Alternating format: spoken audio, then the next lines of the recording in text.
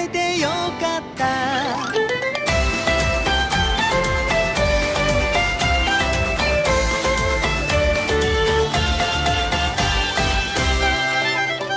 なんでこんな日に限ってあんだってっていうかこっちだっていろいろ都合があんだって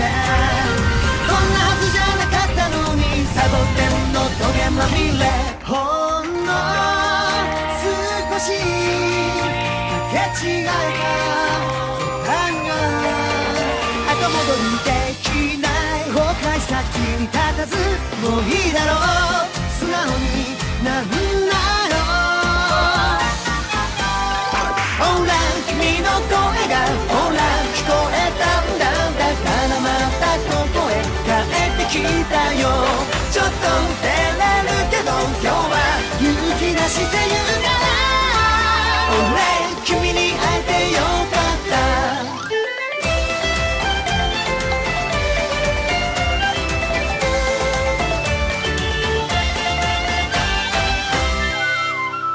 変なとこばかにちゃってパニックパニックでもってパッとしない日常でも踊っちゃおう踊っちゃおう出ちゃおうまたからまらかすどんな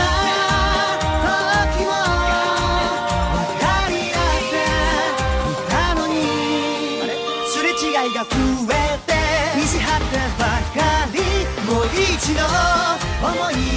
出しなよ空